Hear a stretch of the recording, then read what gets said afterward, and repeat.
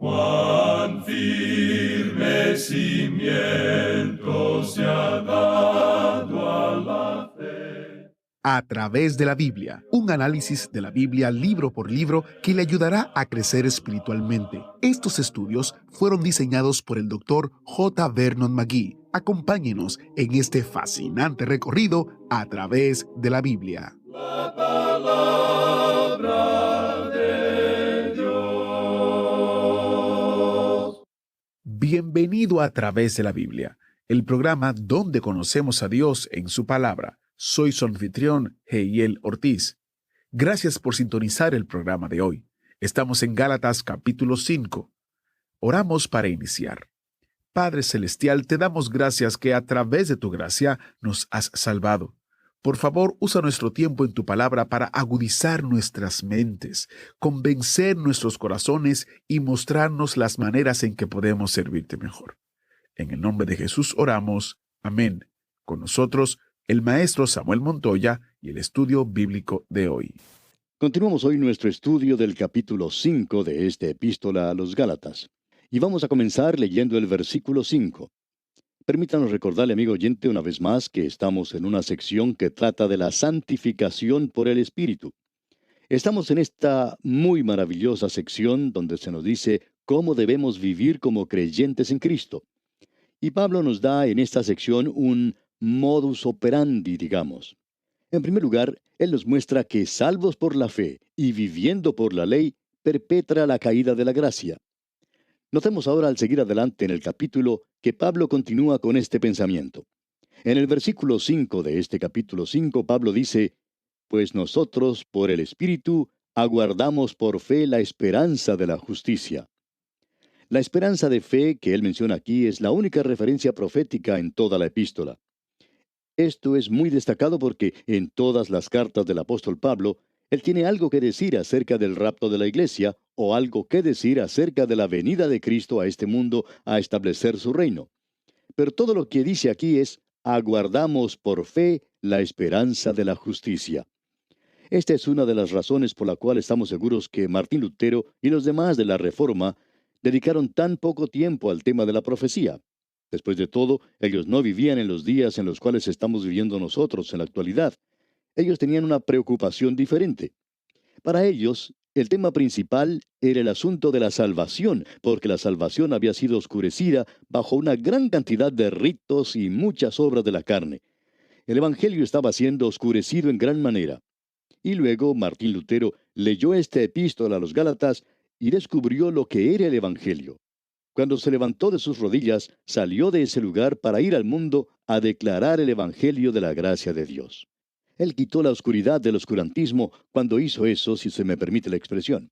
Así es que el énfasis no es en la pronta venida de Cristo. La idea en la actualidad de que todas las escuelas de profecía, y esto ha sido cierto en los que son premilenialistas, así como en los amilenialistas e igualmente los postmilenialistas, todos han citado a Martín Lutero y a los de la Reforma y creemos honradamente que todos ellos están equivocados. No creemos que haya habido un desarrollo de la profecía más allá de la iglesia primitiva hasta este siglo. Ha sido en este siglo que se ha demostrado un tremendo desarrollo de la profecía. Y francamente hablando, sentimos que probablemente los institutos bíblicos fueron los que comenzaron todo esto. Hay 2 o 3 de nuestros seminarios en la actualidad que han enfatizado la posición premilenaria y tomado una posición premilenaria, y han obligado a los demás a que estudien la profecía. En la actualidad, el amilenialismo estaba formado por un grupo de postmilenialistas que fueron obligados a tomar esa posición de estudiar la profecía, y ellos salieron con esto del amilenialismo. Por supuesto, ha habido mucho de ese asunto de citar al Padre, es decir, el período postapostólico, y ellos tratan con ese período en gran manera. Ellos dicen que Agustín dijo esto, que Agustín dijo aquello, no hay duda en eso. Él estaba intentando edificar una iglesia aquí en la tierra, es decir, edificar el reino aquí y que la iglesia lo traería. Eso los llevó al postmilenialismo. Esa fue, por supuesto, una posición falsa. Pero no creemos que usted pueda acusar a Agustín de todo eso, porque aún en su período ellos no estaban intentando desarrollar la profecía. La persona de Cristo era el gran tema de esa época, como la salvación lo fue más adelante. y luego la obra del Espíritu Santo en la que estamos viviendo hoy usted y yo. La razón por la cual pensamos que aquí tenemos solamente esta única referencia es porque Pablo está tratando con el Evangelio aquí y con la vida cristiana. Eso es lo principal en esta epístola. Creemos que siempre debemos notar cuáles son las prioridades de cualquier libro de la Biblia en especial, y las prioridades que eran o estaban en existencia en algún período en particular, si usted va a citar lo que alguien dijo de ese período. Usted puede ciertamente interpretar mal o entender mal lo que él dijo, y pensamos que muchas de las instituciones educativas en la actualidad han cometido ese error. Ellos han tratado de ir al pasado y citar lo que los padres dijeron. Pues entonces leamos lo que han dicho Pablo, así como también Pedro, Santiago, el doctor Lucas, Mateo y Marcos. Estas son las verdaderas autoridades, no los padres de la iglesia. En su día ellos hicieron una obra tremenda, pero en un área completamente diferente. Hacemos esa declaración al pasar esto porque la esperanza de la justicia que menciona Pablo aquí es el Señor Jesucristo. Y creemos que la razón por la cual el apóstol Pablo dice esto aquí es porque usted y yo no vamos a alcanzar la perfección en este mundo. Y la imperfección más grande que podemos imaginarnos hoy es la de creer que alguien haya alcanzado la perfección. Porque créanos, amigo oyente, esas son las personas que generalmente son muy imperfectas, como el resto de nosotros. El único problema es que ellos no lo ven. Ahora, en el versículo 6 de este capítulo 5 de Gálatas, Pablo dice: porque en Cristo Jesús ni la circuncisión vale algo, ni la incircuncisión, sino la fe que obra por el amor. Ningún aparato legal puede producir una vida cristiana. La fórmula es presentada aquí mismo. Es un símil muy sencillo, tan sencillo que pasa desapercibido para el teólogo. La fe que obra por el amor. Esa es la manera de vivir la vida cristiana. La fe obrará por el amor, ¿no es cierto? El amor será el fruto del Espíritu Santo. Ahora, en el versículo 7 de este capítulo 5 leemos: vosotros corríais bien. ¿Quién os estorbó para no obedecer a la verdad? Lo que Pablo está diciendo aquí es lo siguiente. Opinamos que Pablo está reprendiendo a los Gálatas. Él está dándoles una reprensión un poco liviana, ligera. Él dice: ustedes estaban andando de una manera excelente, viviendo por fe, hasta cuando los judaizantes llegaron y ahora ustedes se han caído de plano nuevamente. Él dice: vosotros corríais bien. ¿Quién os estorbó para no obedecer la verdad? Y el obedecer la verdad es la verdad del Evangelio y el Señor Jesucristo en persona. Ahora el versículo 8 dice: esta persuasión no procede de aquel que os llama. Esto no es algo que viene de Cristo, amigo oyente. Esto viene de otra fuente. Y el versículo 9 dice: un poco de levadura leuda toda la masa. Como lo tenemos aquí, es muy claro que la levadura es una norma del mal. Permítanos agregar a eso que, según entendemos nosotros, en toda la Biblia, en el Antiguo como en el Nuevo Testamento, la levadura es siempre una norma o un principio del mal, y fue dado de esa manera. Cuando dice: a la levadura que tomó una mujer y escondió en 3 medidas de harina, amigo oyente, esa levadura no es el Evangelio. Puede ser la clase de evangelio que se está divulgando ahora en algunas partes, pero eso es satánico. En realidad, Pablo dice que eso no es el evangelio. Lo notable aquí es que la levadura es una norma del mal. El Señor Jesucristo advirtió a sus discípulos de la levadura de los fariseos, los previno contra eso. Y creemos que nosotros debemos ser advertidos o prevenidos en la actualidad contra la levadura del legalismo. Es algo terrible. Eso es lo que quiere decir el llamar a Cristo una maldición. El decir que cuando Él murió en la cruz por mí hace más de 2000 años, Él no me dio una salvación completa. De que yo tengo que ir al Espíritu Santo para poder obtener algo más. Y que yo debo tener una experiencia y buscar algo más para obtener el resto que falta. Amigo oyente, yo lo he recibido todo, absolutamente todo en Cristo Jesús. Luego yo puedo tener experiencias después de eso, pero siempre tiene que regresar al Señor Jesucristo. Él es el que nos ha traído nuestra salvación. Pablo nos advierte sobre esta clase de levadura que es algo malo. El Señor Jesucristo dijo que la mujer podía tomar la levadura y esconderla en el Evangelio. Y creemos que eso es lo que está sucediendo en la actualidad, que hemos leudado el Evangelio. Eso quiere decir que el pan o la masa es la palabra de Dios y el Evangelio, y que en ello se ha escondido la levadura. Ahora eso hace, por supuesto, que el pan sea sabroso. Quizá usted ha observado a un panadero cómo hace un pan. Y usted ha visto cómo antes de introducirlo en el horno, deja la masa afuera un rato para que se levante. Luego la toma y la pone en el horno, pero ya tiene la levadura. Y después saca las hogazas de pan y uno las toma y las saborea. Les pone un poco de mantequilla, un poco de miel o mermelada y... ¿No es cierto que no hay nada mejor que eso? Este es uno de los mejores postres que uno se puede imaginar. Pues bien, usted puede apreciar entonces que hay mucha levadura que está siendo colocada en el Evangelio para hacerlo más sabroso para la gente.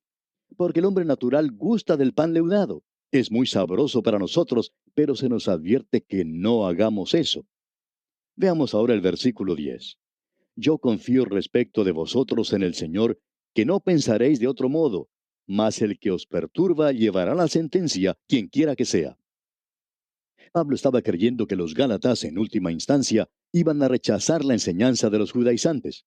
Él dice aquí que él tenía confianza en que ellos iban a ponerse de pie nuevamente y que iban a sacar su cabeza de entre las nubes y que iban a comenzar a regresar al Evangelio que había sido predicado antes a ellos. Usted puede ver que esto era una intrusión, que alguien había colocado esa levadura.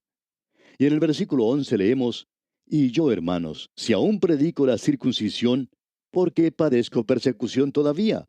En tal caso, se ha quitado el tropiezo de la cruz. Esto es algo importante de notar, amigo oyente. Él dice, si aún predico la circuncisión, ¿por qué padezco persecución todavía? El predicar algo para agregar al Evangelio lo hace aceptable. El Evangelio por sí mismo no es aceptable para el hombre natural. Hemos oído de gran cantidad de personas que dicen, y pensamos que este ha sido el gran valor de la radio, dicen que ellos nos pueden sintonizar. Ahora mismo, usted puede tomar el botón de su radio y terminar con este programa. Puede apagar su radio. Reconocemos eso, pero no vamos a recortar el mensaje porque sabemos algo más. Hay muchas personas que dicen, un momento, yo puedo apagar este receptor en cualquier momento si no me gusta lo que él está diciendo. Pero yo no puedo lograr mi salvación ya que mi religión no me ayuda para nada. Tengo ganas en realidad de darle un puñetazo en la nariz a ese señor. El doctor J. Vernon McGee, quien es el autor de estos estudios bíblicos, contaba que un hombre le dijo en cierta ocasión que él pertenecía a una religión y que comenzó a escuchar los programas. Y dijo que si él hubiera podido alcanzar al doctor McGee, le hubiera dado un buen puñetazo en la nariz.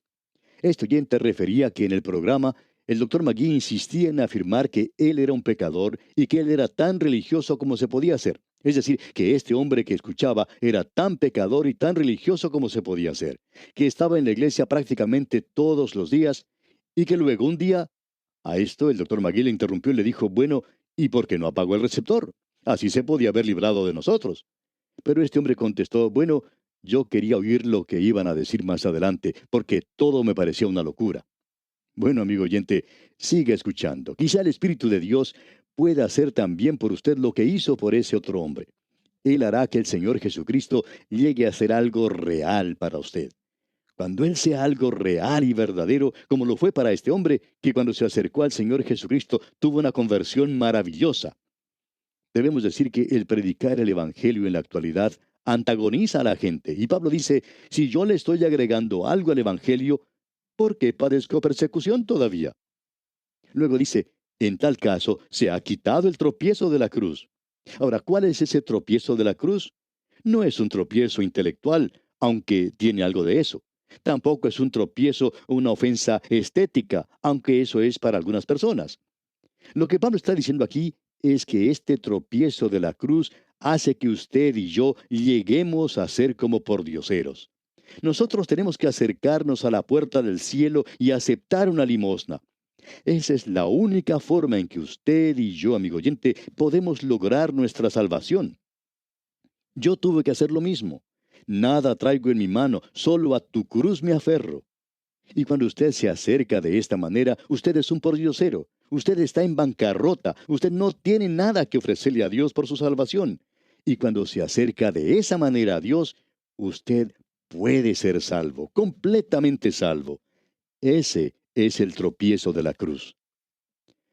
Un profesor en un seminario dijo en cierta ocasión algo muy sabio. Él dijo, jóvenes, no disminuyan para nada la sustancia del Evangelio.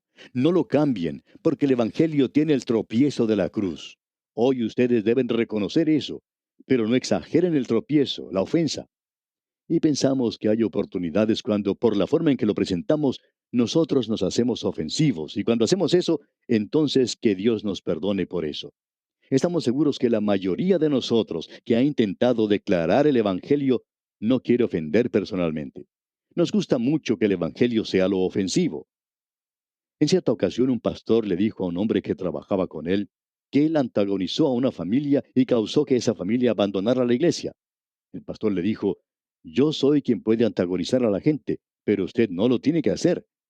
Yo quiero tener mucho cuidado y estar seguro que no soy yo personalmente quien antagoniza a la gente, sino que sea el Evangelio que yo predico. Y si algo los antagoniza, dejemos que sea esa cosa que antagoniza a la gente. Ni usted ni yo tampoco, sino el Evangelio. Ahora en el versículo 12 de este capítulo 5 de Gálatas leemos, ojalá se mutilasen los que os perturban. O sea, me agradaría que esos judaizantes fuesen quitados de entre ustedes. Ahora el versículo 13 continúa, porque vosotros, hermanos, a libertad fuisteis llamados, solamente que no uséis la libertad como ocasión para la carne, sino servíos por amor los unos a los otros. Aquí se nos da algo que es muy importante. Hay tres métodos de tratar de vivir la vida cristiana. Dos de estos métodos no dan resultado. Uno es una vida de legalismo, como él ha estado hablando. Eso no da resultado. Lo otro es una vida licenciosa. El apóstol Pablo discutió ese tema ya en su epístola a los Romanos. Ahora que nosotros somos salvos por gracia, ¿quiere decir eso que debemos continuar en pecado? Y Pablo da una respuesta enfática diciendo, en ninguna manera. Usted no puede vivir en pecado y ser creyente. Ahora usted puede caer en pecado, pero va a salir de allí. El hijo pródigo entró a una pocilga, pero él no se quedó a vivir en ese lugar. Él salió de allí. Por lo tanto, la vida del creyente no es una vida de legalismo y tampoco es una vida licenciosa. ¿Qué es entonces? Pues bien, Pablo lo está tratando aquí. Es una vida de libertad. Él nos dará, en lo que resta del capítulo, el modus operandi, digamos, de vivir por libertad. La vida de legalismo no solo incluye los 10 mandamientos, sino un grupo de reglas que los creyentes en la Biblia tienen que seguir. Allí se dice dónde uno puede ir y dónde no puede ir. Le dicen lo que usted puede hacer y lo que no puede hacer. Había una señora que era maestra de la Biblia y hacía una buena labor, una obra maravillosa enseñando la Biblia. En cierta ocasión llegó una ancianita ante el pastor y le dijo, ¿cree usted que ella es verdaderamente creyente? Ella usa maquillaje. Pues bien, le contestó el pastor, ¿quién ha dicho que eso sea una prueba? Creemos que esa mujer está viviendo bajo libertad. Quizá esté usando un poco más de maquillaje, pero cuando uno llega a su edad, bueno, quizá uno lo aplica un poquito más espeso que lo que hacía antes. Por lo general, no creo, dijo el pastor, que eso ayude mucho, pero ella tiene libertad en Cristo. El que coma o deje de comer carne no lo va a encomendar a uno ante Dios.